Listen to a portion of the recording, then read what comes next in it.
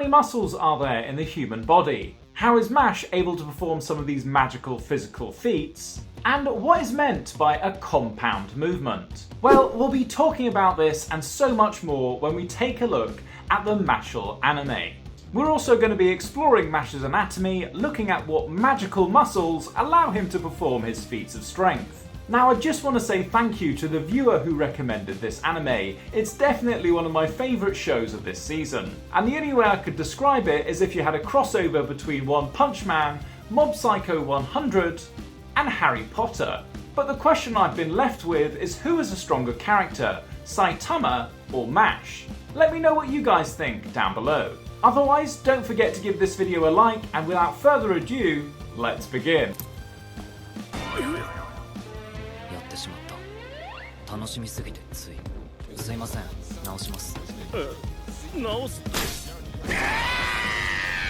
Okay, so first off we've got bending of coins. And here your main focus is on what we call pincer grip strength, or opposition between your thumb and your fingers. Now there are several muscles involved in this movement, but the key ones to remember are the lumbricals and interosseous muscles found between the bones of your fingers, and then those muscles found at the base of the thumb. The combined action of these might allow you to bend your own coins.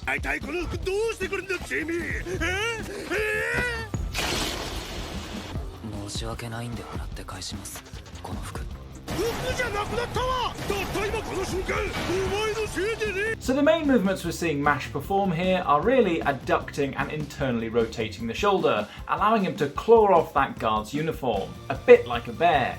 Now the main magic muscles involved here are the subscapularis, which internally rotate the shoulder, alongside the latimus dorsi, pectoralis and teres major to help abduct the shoulder downwards.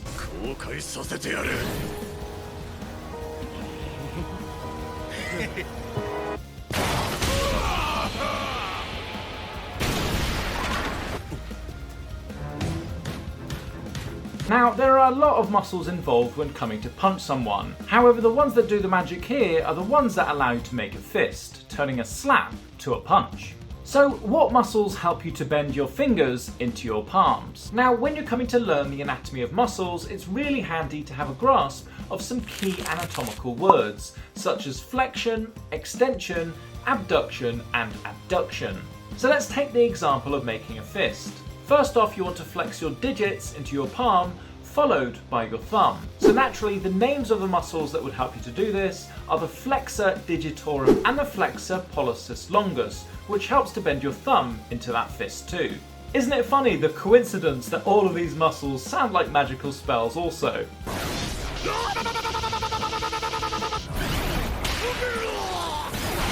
So with a slap, all the movement comes at the wrist, and it mainly involves full flexion. Therefore, you won't be surprised to hear that the main muscles involved here are the forearm flexors, specifically the flexor carpi radialis, which is found on the radial aspect of the forearm, as well as the flexor carpi ulnaris, found on the ulnar aspect of the forearm. Now, both of these muscles need to work together to help flex that wrist and allow you to deliver that slap.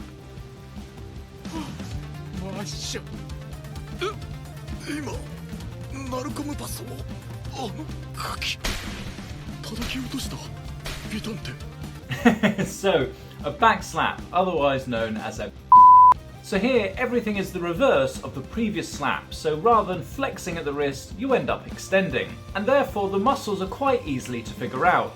Really, you're using the extensor carpi radialis on the radial aspect of the forearm, and the extensor carpi ulnaris on the ulnar aspect of the forearm. You should really be seeing a pattern now as to how these muscles were named.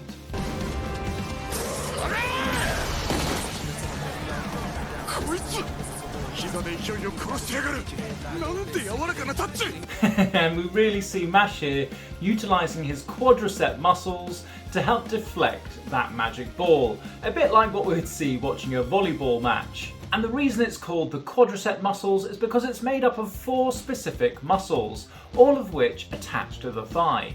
These include the rectus femoris and the vastus muscles, split up into the vastus lateralis, the vastus medialis, and the vastus intermedialis. For some reason I feel the need to hold up a wand when I say those.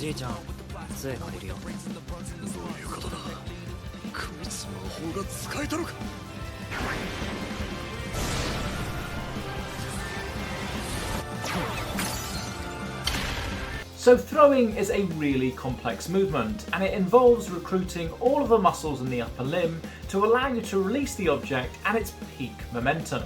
But what muscle is most responsible for generating that ridiculous amount of power that you see in a throw? Well, it's actually both the biceps brachii and the tricep muscles working together.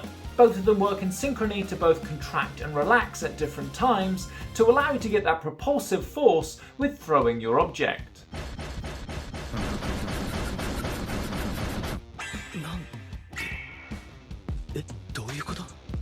今から魔法学校の編入試験なんですけど、なんで筋トレしてるやついんの? Okay, so bonus combo points here for Mash, as it looks like he's doing a muscle snatch in this scene, as this move requires the coordination of several different muscle groups, from the shoulders to the hips to the back and the core, to be working together to allow you to execute it correctly. しながら筋トレの本読んだら受かる気あるの? せめて魔法に関する本であれよ。 トレーニング後45分以内のタンパク質摂取。なんか一人で言ってるし。So, what magic muscles would Mash need to be contracting to allow him to stay in this fixed sat position? Well, first of all, I hope you all know that the street performers who do this move are actually using a metal scaffold to stay in this position. But for Mash, for him to keep his knee in this fixed, flexed position, he'd need to be contracting both his quadriceps and his hamstring muscles at the same time and evenly. Likewise, he'd have to be contracting both his hip flexors and extensors evenly to allow him to sit back in that restful position. Trust me, this would be almost impossible for anyone to perform in real life. 動かれると困るんだけど。動かれると困るんだけど。 Okay, so when it comes to crushing an item in your hand like this, it's like forming a fist, but with force. And so just to refresh your memory, the muscles he'll be using are the flexor digitorum muscles, as well as the muscles found between the bones in the hand, such as the interosseous and the lumbrical ones. When all of these work together, it gives you your overall grip strength.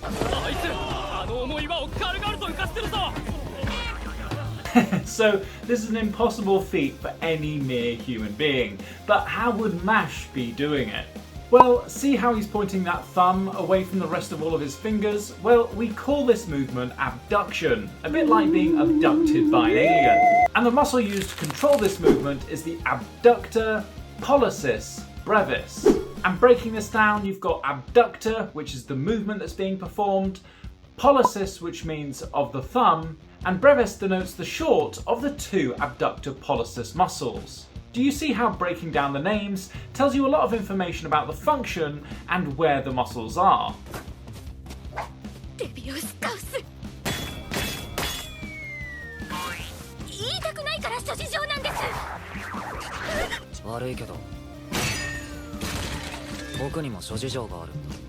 So here we've got two for the price of one. Firstly, he's able to get up to the standing position from lying on the floor, and secondly, he's breaking out these handcuffs. Now what Mash is doing is what we would call plantar flexing, and it means that he's contracting his gastrocnemius muscle, or the muscle found in your calf. However, other than Michael Jackson, I don't think I've ever seen anyone perform this move. Next up, it's breaking out of handcuffs. Now this might look like it's just a movement from the arms, but it actually involves both the forearm and the shoulders. Mash is using his supinator muscle to help turn his hand over, whilst also externally rotating at the shoulder to separate his wrists. And the muscle that allows him to do this is the infraspinatus.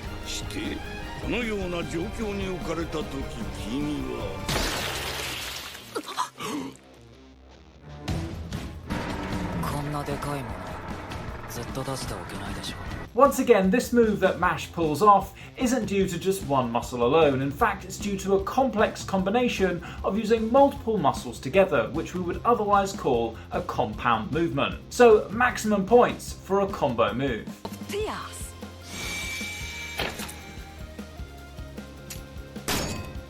Sensei, 開きました。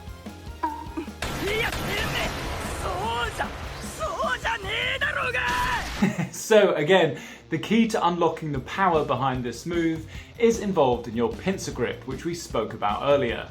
And remember, your pincer grip is much like that of a crab's claw, allowing you to hold onto things between your finger and your thumb.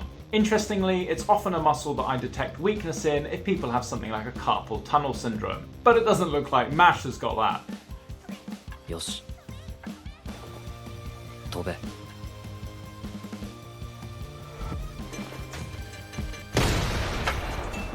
飛べえ So if you can't get the broom to come to you with magic, force it to come to you by stamping on the earth. But what muscles are allowing Mash to generate this amount of power? Well, it's actually got to do with him extending both his hip and his knee at the same time. Now, starting with knee extension, the main muscles involved here are the quadriceps, which we spoke about earlier. And then looking at the hip, the main muscles involved in hip extension is the iliopsoas muscle, which is made up of two separate muscles, the iliacus and the psoas major. よーいの何が起きたんだってばよいやーなんてスピードなの世界新よワールドレコードワールドレコード So, of course, Mash would be able to break the school record. But in a later scene, we see that he throws the broom and then sprints to jump onto it. Now, the main muscle that gives rise to your ability to sprint fast is really your gluteus maximus muscle. And this explains why most 100-meter runners have a really big butt.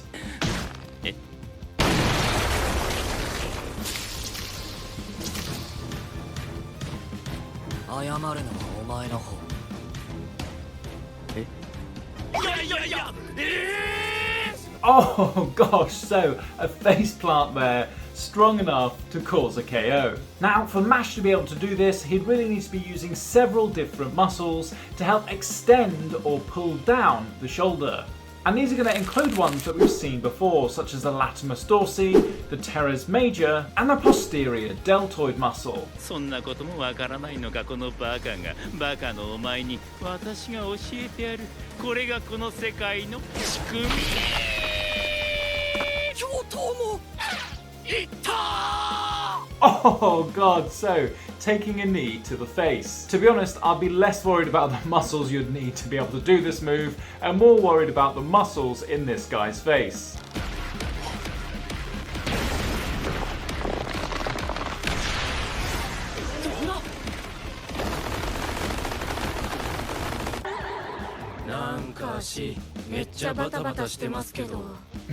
So, if you had to fly, that's the way I'd think about doing it. I mean, it looks like Mash is using the rotation as a hip joint to allow him to fly like a helicopter. And so to do this, he'd really need to use those muscles that allow you to rotate your hip. And specifically, these are going to be your gluteus medius and gluteus minimus, as well as your piriformis and obturator internus and externus. バイトってやるよさあこが